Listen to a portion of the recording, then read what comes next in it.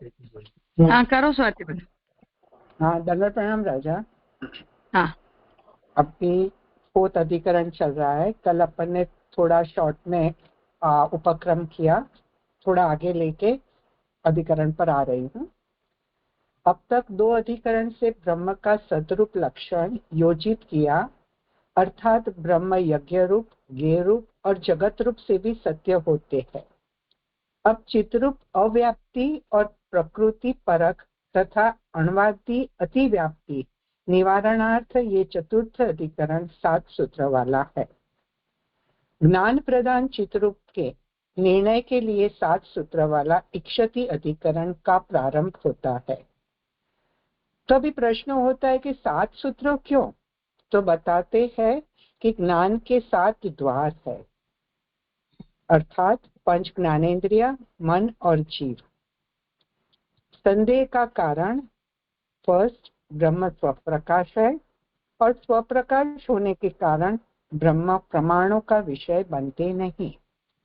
Second, श्रुति वचन जो है यतो वाचो निवर्तन से अप्राप्य मनसा सह, ब्रह्म को हम मन वाणी से जान नहीं सकते। इस श्रुति वचन से हमें ये समझ में आता है कि ब्रह्म हमारे सभी व्यवहारों से अतीत है। ब्रह्म को जानने में वाणी भी लौट के वापस आती है। ब्रह्म हमारे सभी व्यवहार से अतीत है, प्रमाणों से अगोचर है और ब्रह्म के विषयक विचार व्यर्थ है। ब्रह्म के बारे में विचार व्यर्थ है, उसके कारण भी बताते हैं कि ब्रह्म के साथ सन्निकर्षता आदि साधनों का अभाव है और प्रत्यक्ष आदि प्रमाणों ही ज्ञान दे सकते हैं और ब्रह्म तो प्रत्यक्ष है ही नहीं। थर्ड रीजन बताते हैं कि प्रकृति परिणामवादी जो लोग जगत की उत्पत्ति ब्रह्म से नहीं पर प्रकृति को मानते हैं, वो ब्रह्म के चैतन्य को ही नहीं मानते।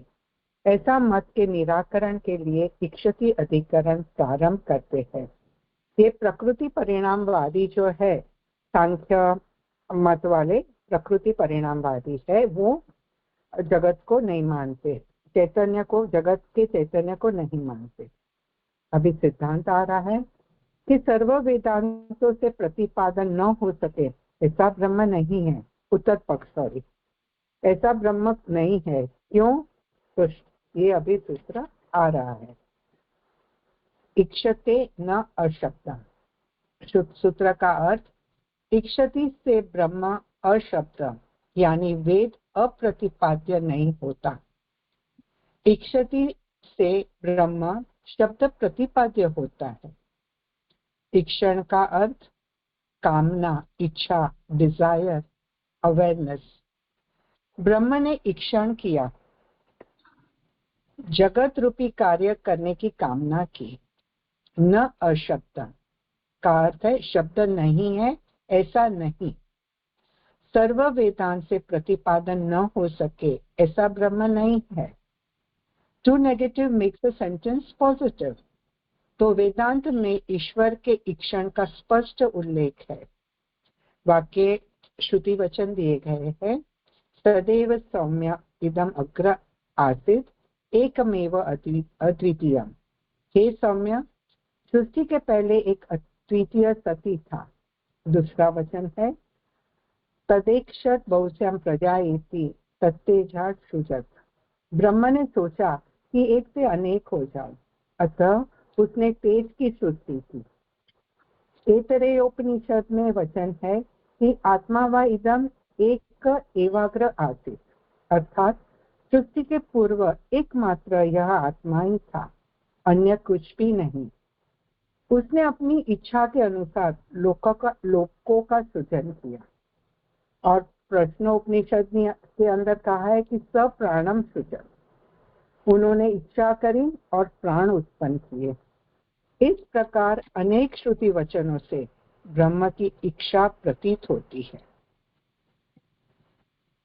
अभी पूर्व पक्षी और शंका कर रहे हैं कि उक्त कथन यथार्थ है क्या?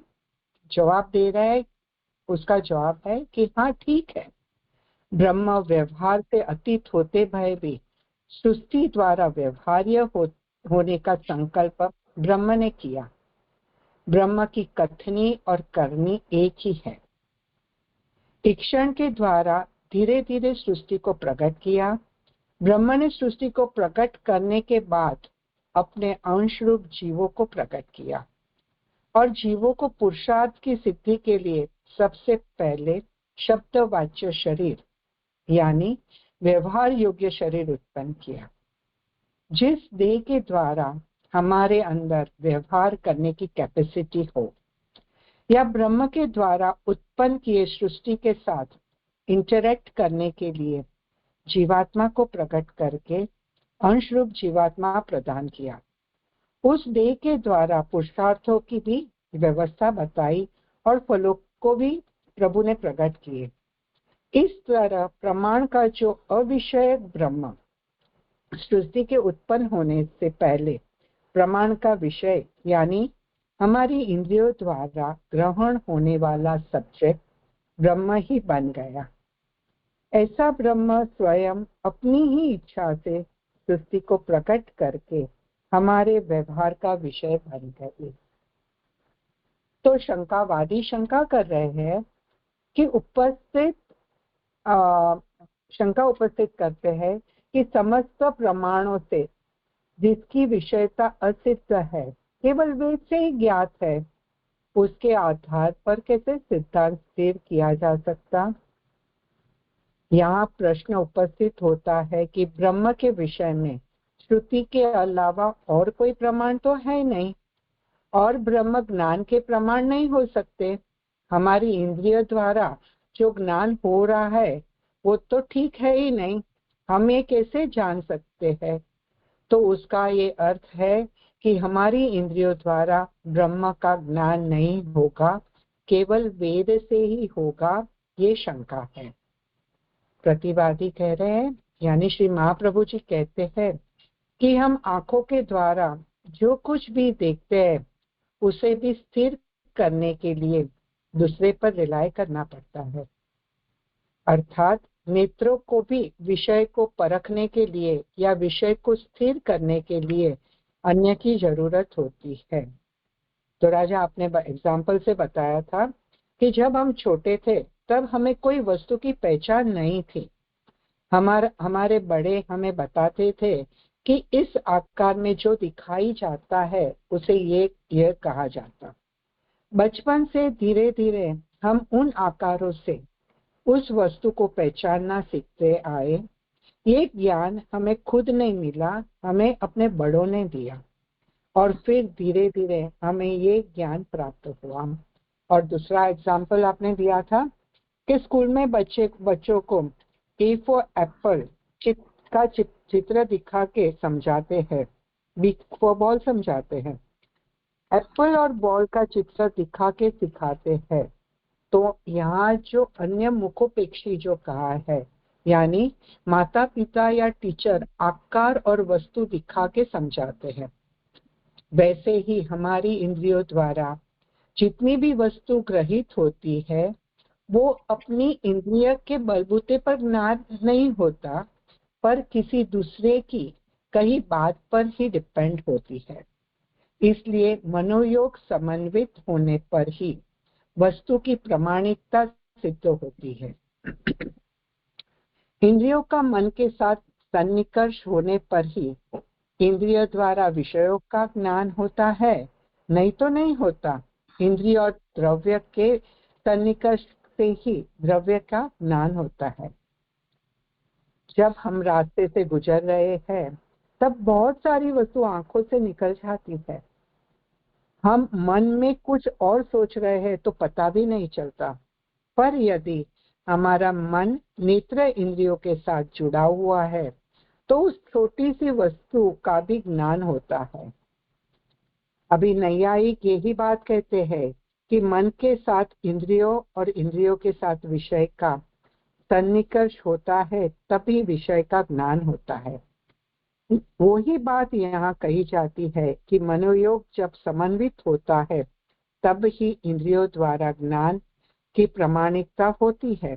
किंतु वेद निरपेक्ष प्रमाण है, वो भगवान के निश्वास है अतः अकाट्य प्रमाण है। परंतु जैसे हमारी आंखों को मन के संयोग की जरूरत है, अन्य व्यक्ति के द्वारा उसे वेरीफाई करने की जरूरत है, वैसे वेद के प्रमाण में ऐसी कोई आवश्यकता नहीं होती। वेद का प्रमाण अकाट्य है। अकाट्य का मतलब उसे कोई प्रमाण की जरूरत ही नहीं है। वेद के वेदता यानी जाननार ने ब्रह्म के इच्छा के प्रमाण में जो सिद्धांत सिद्ध किया है वो मन माना नहीं है। उसकी कृपा भी उन्हें भगवत कृपा से ही यानी वेदों से ही मिलती है। भगवान ने जिस तरह आज्ञा दी वैसे वेद प्रकट हुए हैं, अर्थात समाधिस्थ अवस्था में वेद प्रकट हुए हैं। एग्जाम्पल, जैसे वाल्मीकि जी को समाधि में रामायण स्फुट हुआ था। श्री महाप्रभु जी यहाँ समझा रहे हैं कि वेद में बताई गई जो सृष्टि है वो लोक में जब दृष्टिगोचर होती है तब ऋषियों को लोक और वेद में जैसे कहा है उसी तरह प्रकट होती दिखी है। हमारी आंखों के सामने जो सृष्टि दिखाई देती है, आकाश, तेज वगैरह दिखाई देते हैं, उसी तरह मनीषियों को जो ऋषि है उन्होंने वेद का प्रत्यक्ष किया। इस तरह भगवान की इच्छा से प्रकट हुई सृष्टि को प्रमाणित करते हैं। पहले भगवान ने इच्छा की जिसका उनको समाधि में प्रत्यक्ष हुआ और ये सृष्टि प्रकट हुई हमारे सामने दिखलाई दे रही है। क्योंकि सृष्टि को बनते तो हम किसी ने नहीं देखा तो उसे और कोई प्रमाणित नहीं कर सकता। इसको श्री महाप्रभु जी समाधि में हुए प्रत्यक्षता का को ही समझा रहे हैं। उन ऋषि मुनियों की दृष्टि सिर्फ लौकिक ही नहीं थी, यज्ञ और ब्रह्मा दोनों अलौकिक है। ये दोनों उनको दृष्टिगोचर थे, यानी यज्ञ और ब्रह्मा दोनों उनको दिखते थे। हम हमारी लौकिक इंद्रियों से इन दोनों को नहीं देख सकते, पर समाधिस्थ जो ऋषि है वो उनको देख सकते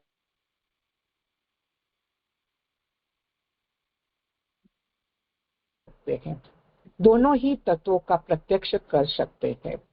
अभिवादी फिर शंका कर रहे हैं कि लौकिक व्यवहार हमारे जो कुछ भी होते हैं वो हमारे सुख दुख के मिश्रित ही होते हैं। केवल सुख ही सुख तो है ऐसा तो नहीं होता, इसलिए मोक्ष का साधक हमारे लौकिक व्यवहार नहीं हो सकता। यानी हमारी सांसारिक क्रिया से तो हमें मोक्ष मिलता नहीं है। और यदि सूत्रकार को ब्रह्म की वैदिक विषयता की अभिप्रेत था तो लौकिक शब्द का क्यों ग्रहण किया? हमारे लौकिक प्रमाणों से ब्रह्म को नहीं जान पाएंगे या हमारी लौकिक या प्राकृत इंद्रियों से ब्रह्म का व्यवहार संभव नहीं है। क्योंकि पहले ऋषियों का उदाहरण दिया कि ऋषियों का लौकिक इंद्रियों द्वारा प्रत्यक्ष नहीं हुआ, परंतु समाधि की अवस्था में प्रत्यक्ष हुआ। तो इसका अर्थ ये होता है कि हमारे लौकिक इंद्रियों द्वारा ब्रह्म के ज्ञान और प्रत्यक्ष दोनों ही संभव नहीं है। केवल समाधिस्थ अवस्था में प्रत्यक्ष हो सकता है। इसलिए पूर्व पक्षी ये कह रहे हैं कि लौकिक शब्द ब्रह्म को पहुंच नहीं सकते। जैसे श्रुति वचन ने कहा, यतो वाचो निवर्तन्ते, आगे हमारे लौकिक व्यवहारों से ब्रह्म का ज्ञान नहीं हो सकता। तब या इक्षते न अशब्दम, इस सूत्र में केवल शब्द क्यों कहा? अलौकिक शब्द ही कहना चाहिए। लौकिक शब्द द्वारा न तो ब्रह्म को जान सकते न तो ब्रह्म का व्यवहार संभव है। ये बात तो हमें कहनी नहीं चाहिए, पर इन जनरल जब शब्द का प्रयोग करते तब लौकिक और अलौकिक दोनों हो जाते हैं। स्पेसिफिक अलौकिक रह नहीं जाता। अभी उत्तर पक्ष, ब्रह्म वेद के व्याख्यान करने वालों की वाणी का विषय, या लिए शब्द पद का उपयोग किया है। मनसा एव न द्रष्टव्यम न इह नानास्ति किंचन। मन सु ही अनुदर्शन करना। ये श्रुति भी समर्थन देती है। इसके लिए सृष्टि आदि का प्रतिपादन करने वाले वेदांत के वाक्यों भी साक्षात ब्रह्म का ही प्रतिपादक करते हैं, वो सिद्ध हुआ। अभी शंका कर रहे हैं, यतो वा इमानि भूतानि, फिर दूसरा ऐसा आत्मानं स्वयं अकुरुत, निष्कलम निष्क्रियम शांतम, असंगो ही अयम पुरुष। ये जो शंका है, तो ये और ऐसी दूसरी अनेक वाक्यों से ब्रह्म का कर्तृत्व और अकर्तृत्व दोनों का आभास होता है। इसमें दो प्रकार के निर्णय हो सकते हैं। एक, ब्रह्म सर्वज्ञ है, सब कुछ होने का सामर्थ्य है, इसलिए सर्व विरुद्ध धर्मों का आश्रय बन सकता है। या दूसरा, दो में से एक का बोध बाध करके समन्वय करना चाहिए, अर्थात अलौकिक से लौकिक में हेयता होने के कारण प्रत्यक्ष और शुद्ध ब्रह्म को लोक का कर्ता मानते हैं,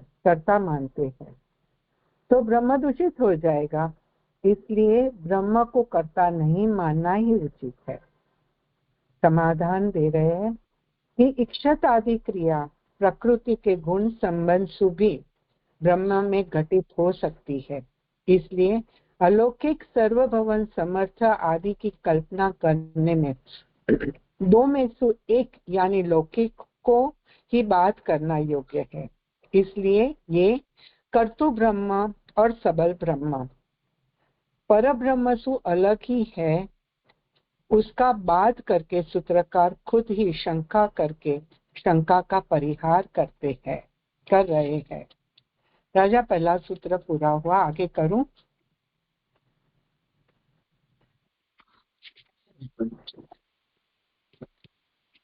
हाँ करो। इसमें कोई मिस्टेक या कुछ है तो आप बताओ। नहीं नहीं नहीं, ऐसी कोई बात नहीं। अभी इसमें दूसरा सूत्र है गौण चेतना आत्म शब्दार्थ। सूत्र का अर्थ है गौण प्रकृति के सत्वगुण संबंध वाला, ऐसा कहो तो न, क्योंकि आत्मा शब्द है। वेदांत अधिकरण माला में श्री पुरुषोत्तम जी कहते हैं कि तत्र द्वितीय सूत्रे ब्रह्म का ईक्षण कर्तु आत्मा शब्द वाच्यात होने से प्राकृत गुणता का निवारण किया है। सूत्र में ही आगे इक्षते न अशब्दम, जो फोर्थ सूत्र है, वहां में जो बात आई कि सत्य स्वरूप शुद्ध ब्रह्म जगत का सृष्टा नहीं हो सकता, इसलिए जगत कर्ता ईक्षण आदि स्वभाव वाला गौण ब्रह्म होता है। स्वयं सूत्रकार ये संशय प्रस्तुत करके उसका परिहार करते हैं। शांकर के सगुण ब्रह्म के सामने प्राकृत सत्वगुण संबंध ईक्षण आदि वाला परमात्मा गौण है, ऐसा नहीं कर सकते, क्योंकि आत्मा वा इदम एक एवाग्रे आसीत इत्यादि उपक्रम से स एकशत इति उक्तम तक कर्ता का आत्मा शब्द से उल्लेख किया गया है, और आत्मा शब्द समस्त वेदांत वाक्यों में निर्गुण परब्रह्म का ही वाचक है, और वो ही जगत सृष्टा कहा गया है। अगेन शंका कि फिर दो में से एक का बात करना युक्त है। परिहार कर रहे हैं कि श्री महाप्रभु जी कहते हैं कि ये बात योग्य नहीं, इसलिए उक्त संशय असंगत है, क्योंकि गौण या माया सबलित सगुण ब्रह्म में स्वतंत्रता नहीं होने से कर्तृत्व की अहंता या योग्यता नहीं है। वेद के अनुसार समर्थ परब्रह्म ही जगत करता है। ऐसा क्यों मानना? क्योंकि अस्ति भाति प्रियत्व आदि धर्म की तरह सच्चिदानंद जो ब्रह्म है, सत से अस्ति, चित से भाति, सत से अस्ति यानी सत्ता, चित से भाति यानी चैतन्य, और आनंद से प्रियत्व, तो धर्म रूप की तरह ब्रह्म का कर्तृत्व लोक में कार्य रूप से आत्मा से होता है। करके आत्मा शब्द के प्रयोग से गुणातीत ब्रह्म ही करता है, ऐसा श्रौत सिद्धांत है। आगे शंका कर रहे हैं कि आत्मा शब्द भी लौकिक आत्मा शब्द की तरह गौण है, कैसे? यदि लोक में किसी के पूछने पर विष्णु मित्र कहता है कि यज्ञदत्त मेरी आत्मा है, मित्र का घनिष्ठता के कारण, तो फिर मान लो कि सुस्ता के लिए प्रयुक्त आत्मा शब्द कौन है? इस पर सूत्रकार आगे के सूत्र में कहते हैं। और 5th सूत्र पूरा हुआ, आगे 6th है। राजा कहीं भी मिस्टेक है तो आप बताना, मैं हर एक सूत्र के बाद 7 सूत्र है तो हर एक सूत्र के बाद नहीं पूछूंगी, या किसी को कोई संशय है? हाँ हाँ हाँ हाँ ठीक। जी राजा। तन्निष्ठस्य मोक्षोपदेशात् 6 सूत्र है, वेदांत अधिकरण माला में है।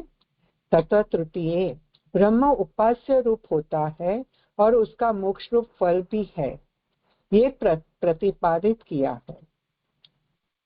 सूत्र की व्याख्या में जगत कर्ता में निष्ठा वाले को मोक्ष का उपदेश दिया गया है। श्रुति वचन असद व इदम अग्र आसित, जो पहले सत था उसी से जगत हुआ, उसने स्वयं अपने को सत किया। जब साधक को यानी मुमुक्षु को इस अदृश्य, अकाट्य, अविकार, अभय अनात्मा परमात्मा में निष्ठा होती है, तब ही वो मुक्त हो जाते हैं, अर्थात प्रापंचिक धर्म से रहित ब्रह्म में संपूर्ण निष्ठावान ही मुक्त होता है। यहाँ यदि जगतकर्ता को गौण औपचारिक मानेंगे तो गौण ब्रह्म में निष्ठा रखने वाले को तो संसार ही प्राप्त होएगा, मोक्ष तो नहीं प्राप्त होएगा। इसके लिए उसके बाद में 7वां सूत्र आ रहा है, यानी ये 7 में से 4th सूत्र और ब्रह्म सूत्र का 7वां सूत्र। हेयत्वात् वचनाच्च, यानी हेयत्व अवचनाच्च, अर्थ जगतकर्ता आत्मा, जगतकर्ता यानी आत्मा हे यानी त्याजने योग्य नहीं है। पुरुषोत्तम जी कह रहे तथा चतुर्थे जगत के हेयत्व के अकथन से निवारण किया है बुद्ध के सामने। सूत्र के एक्सप्लेनेशन में तन्निष्ठस्य मोक्षोपदेशात्, जो 6 सूत्र है, ते निर्गुण ब्रह्म ही जगत करता है, क्योंकि उपनिषदों में जहाँ साधनों का उपदेश दिया गया है वहाँ पुत्र आदि की तरह हे रूप से नहीं दिखाया, और यदि जगत करता सगुण है तो मुमुक्षुओं का उपास्य नहीं हो सकता, क्योंकि वो प्राकृत गुणों से मुक्त नहीं हो पाएगा।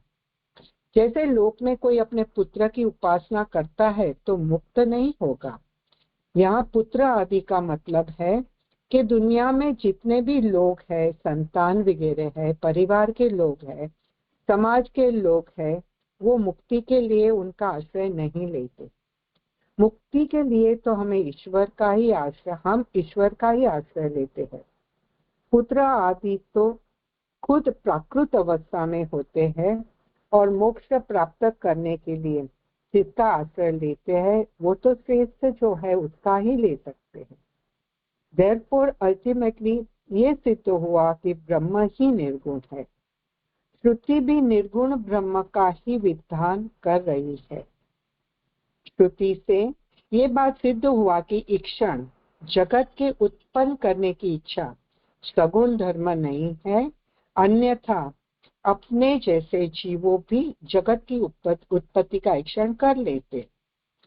गौणश्चेतना आत्म शब्दात् तन्निष्ठस्य मोक्षोपदेशात् और हेयत्व अवचनाच्च, ये तीनों सूत्रों इक्षण धर्म हेतु के साधन रूप से प्रस्तुत किए हैं। इस तरह ये 4 सूत्रों से इक्षण हेतु से ब्रह्म का जगत कर्तृत्व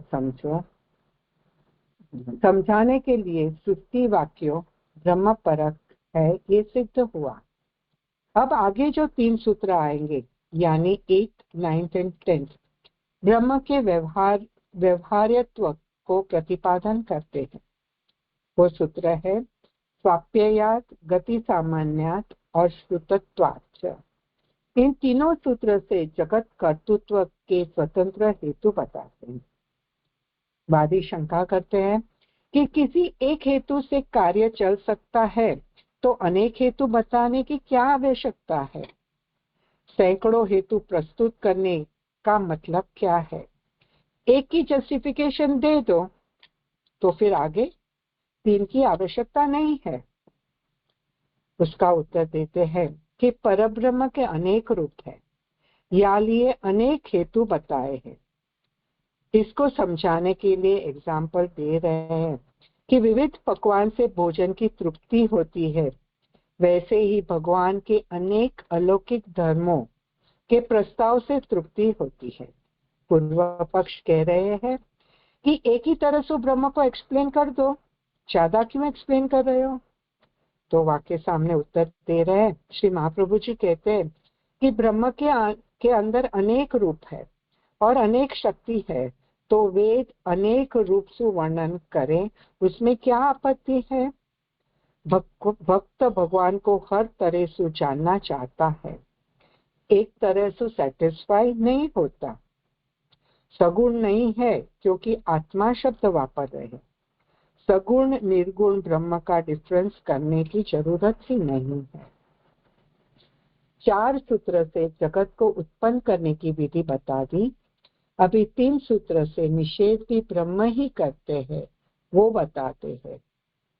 प्रलय निषेध का अर्थ यहाँ क्या बताते हैं? तो प्रलय क्रिया जो है वो निषेध है, ऐसे बताए। अब जो फिफ्थ सूत्र आ रहा है वो साप्ययात। स्वामी पुरुषोत्तम जी कहते तत्र पंचमे स्वाप्ययात सूत्र से जीव की सुषुप्ति ब्रह्म के संबंध से कही है, प्रलय के उदाहरण के तौर पे और मोक्ष से भिन्न है, क्योंकि जागृत आदि अवस्था से भिन्न सुषुप्ति कर्म संबंध रहित होने से प्रलय तुल्य होती है, और वो स्व संबंध यानी आत्मा संबंध से होने के कारण भगवत कर्तृत्व रूप है। सुसुप्ति को राजा आपने समझाया था कि पोस्ट टाइप नैमित्तिक प्रलय जो आपने बताया था। ये सूत्र के एक्सप्लेनेशन में कह रहे हैं महाप्रभु जी कि खुद में लय होने से चित्त प्रकरण होने के कारण जीव के लय की बात आ रही है। जीव का लय भी उसी में बताया है। श्रुति वचन लेके समझा रहे हैं कि यंत्र तत्पुरुष स्वपीत नाम सत्ता सौम्य, अर्थात हे सौम्य, यह जीव स्वपीति नाम वाला है। जब वह सद्भाव से संपन्न हो जाते हैं तभी उसे स्वपीति कहते हैं। जीव अपने में ही लीन हो जाता है। स्वपीति वो क्रियापद नहीं है, वो जीव का नाम है। अभी स्वपीति का अर्थ बता रहे हैं कि स्व का अर्थ है सत और अपीति का अर्थ है लय प्राप्त करना। जीवात्मा प्रतिदिन सुषुप्ति की अवस्था में ब्रह्म को प्राप्त करके शारीरिक बल से लौट आता है, क्योंकि उसकी वासना बाकी रह गई है। स्व शब्द सत के साथ समान अधिकरण होने के कारण स्व शब्द वाच्य आत्मा का निर्गुणत्व ही सिद्ध होता है। वादी शंका कर रहे हैं कि प्रलय की बात के बजाय यहाँ सुषुप्ति की बात कहाँ से आई? तो वाक्य सामने उत्तर दे रहे हैं कि मोक्ष की दूसरी दशा में प्रलय की तरह सुषुप्ति में कर्म के संबंध का अभाव होता है। प्रलय को समझाने के लिए सुषुप्ति का वर्णन किया है। सुषुप्ति और प्रलय दोनों में भगवान के आधार पर जीव रहता है, इसलिए परमात्मा को व्यवहारातीत नहीं कर सकते। 6 सूत्र। अब जो 2 सूत्र आ रहे हैं वो सूत्र से मुक्ति वाक्यों की ब्रह्म परकता बताते हैं। गति सामान्यात अर्थ गति में और मोक्ष में समानता होती है। पुरुषोत्तम जी कह रहे हैं ततः सत्य है, जीव की मोक्ष दशा भगवत तुल्य है, ये श्रुति उक्त है। सूत्र के एक्सप्लेनेशन में कि आगे के सूत्र में जीव का ब्रह्म रूप हो जाना बताया। ब्रह्म ही मोक्ष की दशा प्राप्त करवाते हैं। मोक्ष में सब कुछ भगवान तुल्य होता है। श्रुति कहती है कि यथा सर्वा समापम समुद्रमेकायनम, जैसे सब जल का एक स्थान समुद्र है। लयाधिकरण आगे कहते वांगे कायनम, वाणी एक स्थान है। वाको एग्जाम्पल से समझाते हैं, बताते हैं कि वह नमक की तरह जल में घुल जाता है। लय दृष्टांत का निरूपण करके उसकी मरणोत्तर कोई संज्ञा नहीं होती। शुद्ध ब्रह्म का उल्लेख किया गया। इसलिए समस्त वेदांत वाक्यों का ब्रह्म में समन्वय ही उचित है, क्योंकि आदि मध्य और अंत में शुद्ध ब्रह्म का ही प्रतिपादन होता है। सभी वेदांतों का ब्रह्म समन्वय उचित है। अभी ये अधिकरण का लास्ट सूत्र है श्रुतत्वाच्च, 10वां सूत्र, अधिकरण का 7वां सूत्र।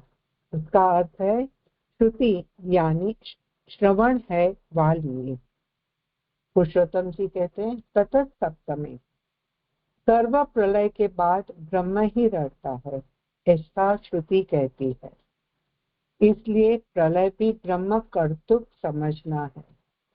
इस प्रकार ये अधिकरण से चित स्वरूप कार्य लक्षण योजना की अव्याप्ति का निराकरण किया, अर्थात ब्रह्म का केवल सत गुणधर्म ही नहीं, चित्त गुणधर्म भी कार्यरत यानी एक्टिव है, और प्रकृति आदि रूप अतिव्याप्ति का भी परिहार किया है। सूत्र के एक्सप्लेनेशन में ओम पूर्णमद पूर्णमिदम पूर्णात् पूर्णमुदच्यते, ये परोक्ष ब्रह्म जो है वो पूर्ण है। प्रत्यक्ष यानी अवतार आदि रूप ब्रह्म भी पूर्ण है। पूर्ण से पूर्ण निकले तो भी पूर्ण ही बाकी रहता है। ये श्रुति निसंदेह रूप से ब्रह्म का ही सर्व कार्य है, ऐसा प्रतिपादन करती है। सर्व वेदों जो पद का प्रतिपादन करते हैं वो भी ब्रह्म ही है। वेदों के समस्त शब्द ब्रह्मवाचक है।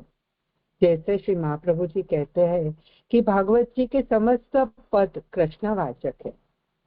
जितने भी वेदांत वाक्य है वो आदि मध्य और अंत में ब्रह्म को ही निरूपण करते हैं। श्रुतत्वाच्च या में च जो है, च पद अधिकरण की पूर्ति का द्योतक है। इस तरह निर्गुण चित्त रूप की कारणता का निरूपण करके उपनिषदों की ब्रह्म परकता का निरूपण किया। राजा, ये अधिकरण यहाँ पूरा हुआ, लेकिन मैंने थोड़ा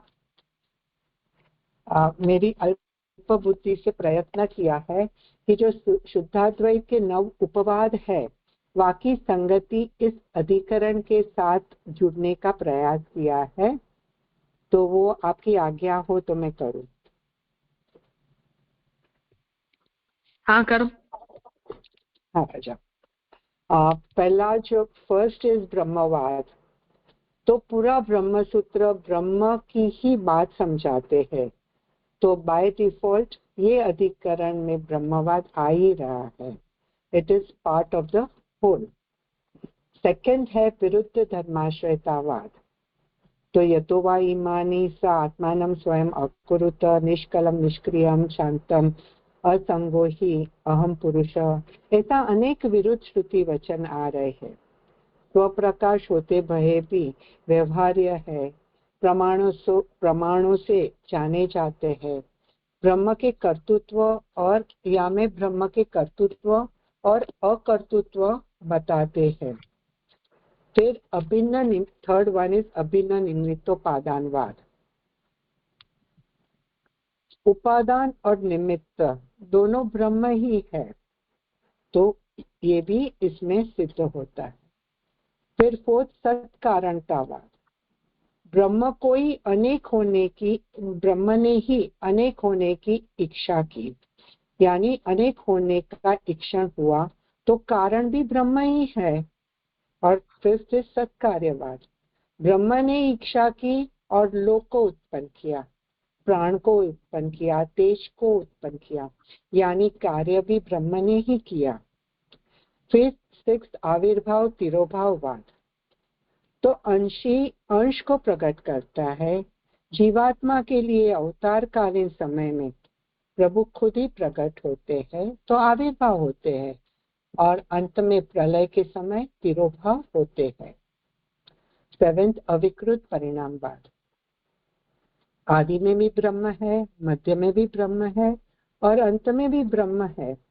ब्रह्म में कोई कभी विकृति आ ही नहीं सकती। सॉरी, कार्य कारण तादात्म्यवाद, अंशा अंशी तादात्म्यवाद। 8th, सब कुछ ब्रह्म है, ब्रह्म के अलावा और कुछ नहीं है, तो अंशा अंशी तादात्म्यवाद भी फिट हो रहा है। सृष्टि के पहले एक अद्वितीय ब्रह्म ही था। ब्रह्म ने सोचा कि एक में से अनेक हो जाओ, तो वो अनेक हो गए, तो वहाँ तादात्म्यवाद भी फिट हो रहा है। और लीला लीलार्थ जो वाद है, वो ब्रह्म तो ओम पूर्णमद पूर्णमिदम पूर्णात् पूर्णमुदच्यते पूर्णस्य पूर्णमादाय पूर्णमेवावशिष्यते, तो पूर्ण ही है, पर लीला के कारण एक सु अनेक और अनेक सु एक हो रहे हैं। तो या तरसु 9 वाद आ रहे हैं। अंत में ब्रह्म रूप ब्रह्म की लीला ब्रह्मानंद से कर रहे हैं, और यथा स्वधामनि ब्रह्मणि रंसते नमः करके ये मैं अब पूर्ण करती हूँ। इसमें जो भी क्षति है वो मेरी है। आपने तो खूब रसरूपता से समझाया सिखाया, लेकिन मेरी बुद्धि में जो ग्रहण हुआ वो मैंने प्रयत्न किया प्रस्तुत करने की। स्नेह दंडवत प्रणाम राजा।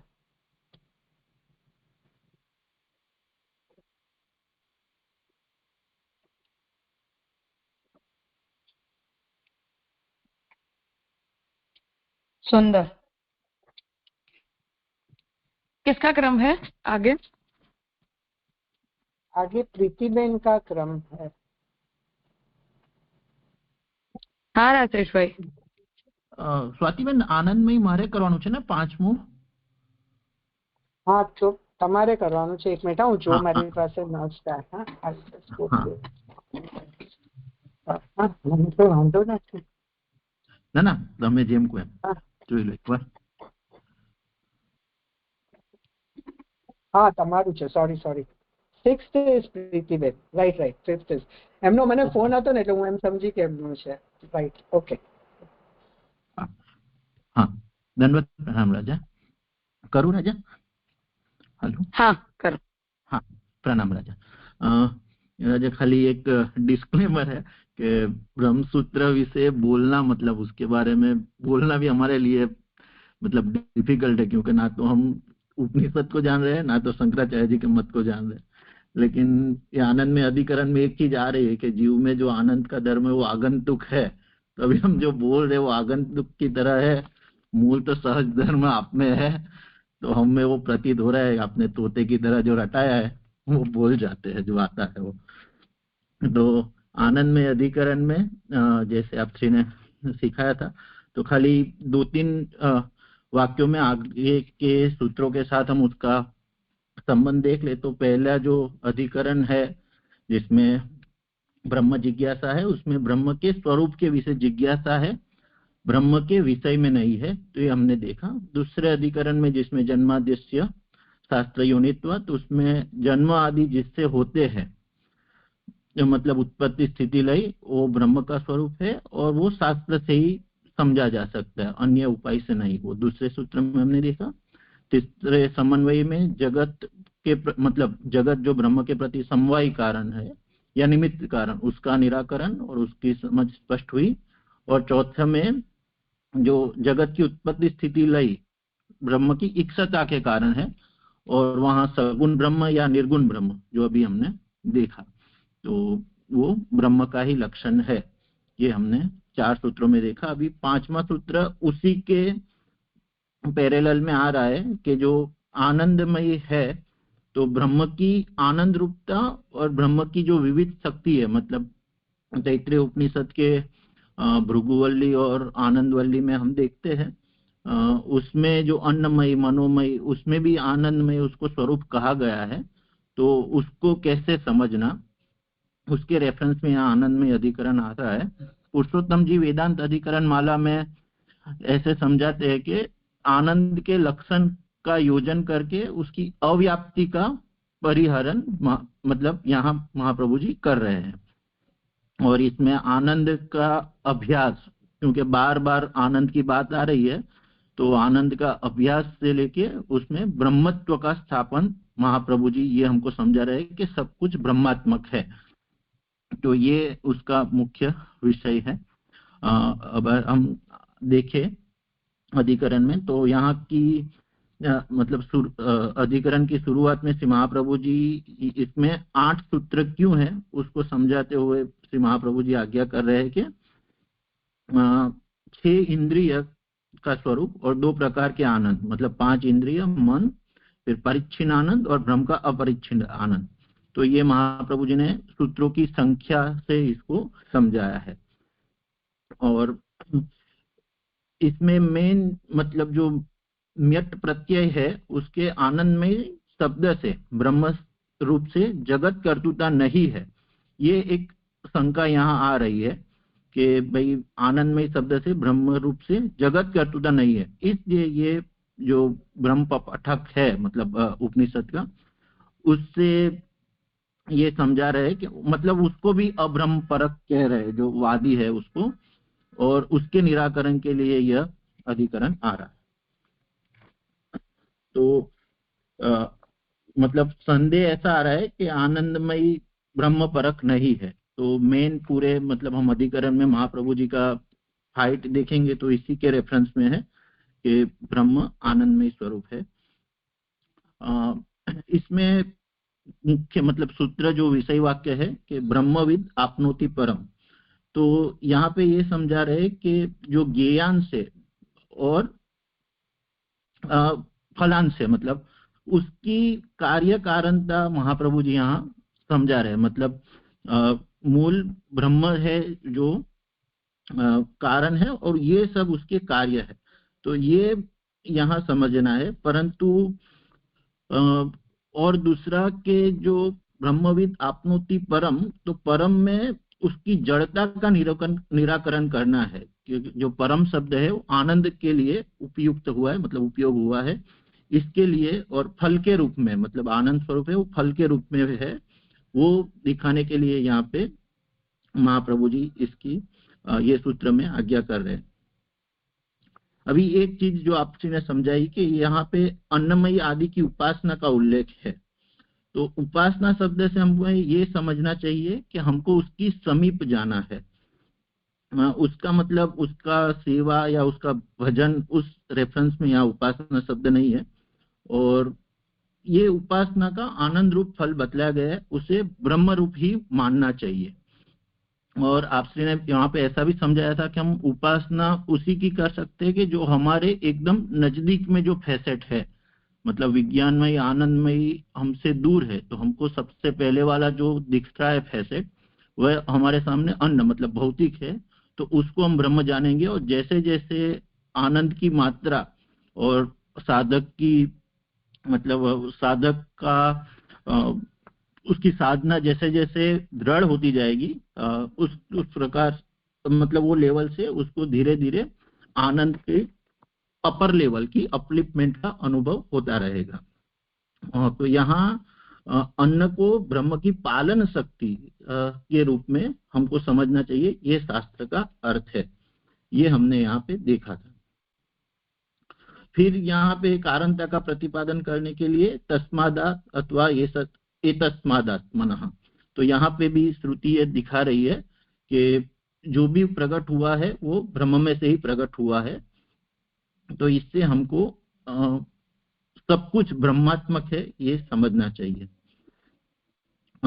ये अभी यहाँ पे एक पूर्व पक्ष आ रहा है कि अन्नमय आदि की तरह, मतलब हमने जैसे देखा कि वहाँ अन्नमय, प्राणमय, मनोमय, तो सब जगह पे मई प्रत्यय का उपयोग हो रहा है। तो भाई अन्नमय जो जिस तरह है उस तरह सब आनंदमय को भी ऐसा समझ लो कि उसमें भी ब्रह्म नहीं है, क्योंकि हमको अन्नमय में भी ब्रह्म नहीं दिख रहा है, तो उसकी भी फल सिद्धि भी नहीं हो सकती। तो ये शंका पूर्व पक्ष है, वहां पे ये सूत्र आ रहा है कि आनंदमयो अभ्यासात्। तो आनंदमयी मई प्रत्यय का यहाँ पे मतलब महाप्रभु जी अर्थ दिखा रहे कि मई प्रत्यय का अर्थ यहाँ पे है कि अभ्यास, मतलब भृगु प्रपाठक जो है उसमें बार बार आनंदमय, प्राणमय, जो बार बार एक चीज आ रही है, उसके लिए अभ्यास के अर्थ में यहाँ पे हमको मई प्रत्यय को लेना चाहिए। उसके मतलब सपोर्ट में महाप्रभु जी कर्म मीमांसा, पूर्व मीमांसा का एक मंत्र दे के आज्ञा कर रहे हैं कि जैसे तनु न पातम यजति, समिदो यजति, कीड़ो यजति, तो इस प्रकार से बार बार यजति शब्द आ रहा है, तो उसका भिन्न भिन्न कर्म भेदों को एक ही शब्द के पुनरुल्लेख से ये दिखलाया गया है। इसी तरह से हमको समझना चाहिए कि बार बार जो आनंदमय शब्द आ रहा है वो अभ्यास के लिए है। और इसका अर्थ ये नहीं हो सकता कि अन्न, प्राण, मन सब एक है, वो सब में असमानता है लेकिन सबकी ब्रह्म रूपता है। वो आपसे ने समझाया था यहाँ पे खास कि अन्न, मन वो एक एक से अलग है, लेकिन ब्रह्म रूप से देखे तो सबकी समानता है। तो और वहां पे एक श्रुति महाप्रभु जी ने कोट की है, वो हेवान्यात, मतलब उसमें यही आज्ञा कर रहे हैं कि अगर जो ब्रह्म नहीं होता तो ये जीवात्मा या जगत कैसे चलता, प्राणियों प्राण कैसे ले सकते। तो जो कुछ भी अन्नमय, मनमय, प्राणमय है उसकी शक्ति तो अल्टीमेटली ब्रह्म ही है। तो या मतलब उसमें आनंदमय का अभ्यास से उनकी स्तुति ही की गई है। तो यह महाप्रभु जी ने दिया है। अभी महाप्रभु जी दूसरा मतलब अछुआ करके दूसरा उसके लिए रेफरेंस दे रहे कि स एकाकी न रमते द्वितीयम इच्छत। तो यहाँ पे महाप्रभु जी आज्ञा कर रहे हैं कि क्योंकि यहाँ पे जो आया ना ब्रह्मविद आपनोति परम, तो वहां पे एक साधन और साध्य का आ गया। तो महाप्रभु जी कहते हैं कि जो करवाते हैं वो भी ब्रह्म करवाते हैं। इसके लिए यहाँ ऐसा उएव, मतलब जो ब्रह्म साधु कर्म भी वही करवाता है और असाधु कर्म भी वही करवाता है। यहाँ से ये ज्ञात होता है कि भगवान क्रीड़ा करने के लिए ये जगत को उत्पन्न करते हैं और आविर्भूत होकर क्रीड़ा करते हैं। मतलब जिसको साधु कर्म करने की लीला भी भगवान कर रहे हैं, असाधु कर्म करवाने की और जिस जीव का उद्धार करनी है, तो सब लीला भगवान कर रहे हैं। तो यहाँ पे एक मतलब आशंका कही नहीं है, पर छुपी आशंका ये है कि ये जीव परक श्रुतियां है। मतलब क्योंकि ब्रह्मविद आपनोति परम, तो यहाँ पे साधन मुख्य हो गया कि जीव साधन करेगा तो उसको फल की प्राप्ति होगी। तो यहाँ ये कहा गया है कि ये भी ब्रह्म परक ही है, क्योंकि ब्रह्म की लीला के अंतर्गत ब्रह्म ही उससे साधु कर्म करवा रहे और ब्रह्म ही उससे असाधु कर्म कर रहा है। तो दोनों श्रुतियां जो भी है, कर्म मीमांसा और ब्रह्म मीमांसा, दोनों के फलार्थ में वो जीव परक नहीं है, पर वो ब्रह्म परक ही है।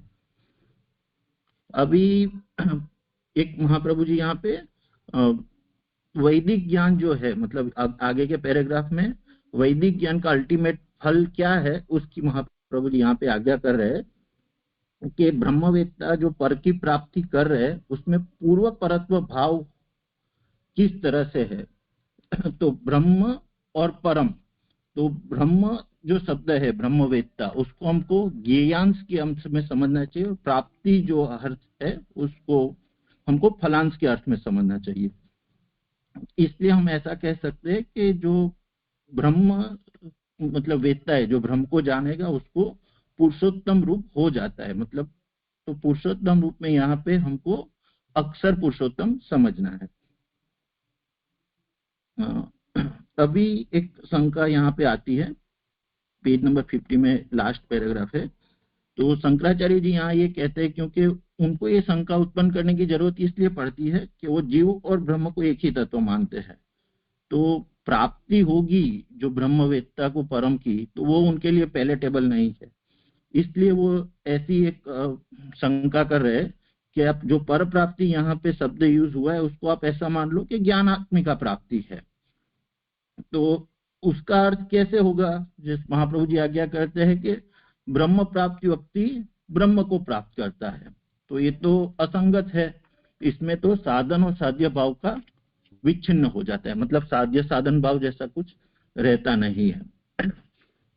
तो उसके सामने महाप्रभु जी अभी उसका उत्तर दे रहे कि और एक दूसरा है कि यहाँ पे जो श्रुति है ब्रह्मविद आपनोति परम तदे या अभ्युक्ता, तो यहाँ जो तत्व शब्द है वो शंकराचार्य जी या पूर्व पक्ष में ऐसे कह रहे हैं कि वो एवकार के अर्थ में प्रयुक्त है। तो पर महाप्रभु जी यहाँ पे ऐसे कर रहे हैं कि वो तत्व शब्द एवकार के अर्थ में नहीं है पर अवयव है, मतलब वो जोड़ रहा है आगे की श्रुति को, और आगे जो श्रुति आ रही है सत्य ज्ञानम अनंतम ब्रह्म उसके साथ जोड़ रही है। तो इसलिए एक यहाँ पे एक शंका और समाधान हुआ, क्योंकि शंकराचार्य जी के मत में हम सोचे तो उनके वहां अपग्रेडेशन की बात सिद्ध नहीं होती, क्योंकि वो जीव को ही ब्रह्म मानते हैं। और ये श्रुति के आगे ये आ रहा है कि जो अपने हृदय की दहराकाश की गुहा में जिसे देखता है वह महात्मा ब्रह्म के साहचर्य से समस्त कामनाओं को प्राप्त करता है। तो ये उनके लिए मतलब पैलेटेबल नहीं है। और दूसरा कि ये श्रुति में साधन निरूपक मतलब आनंदात्मकता का जो निरूपण आएगा वो अल्टीमेट, जब ये प्रपाठक मतलब ये आनंदवल्ली संपूर्ण होगी तो उसको आनंद प्राप्त होता है, ऐसा श्रुति में आता है। परंतु सत्यम ज्ञानम यहाँ और ये दो जो पद है सत्यम ज्ञानम अनंत ब्रह्म, उसमें ब्रह्म के सत्यचित अंशों को देश काल से अपरिच्छिन्न बतलाया गया है।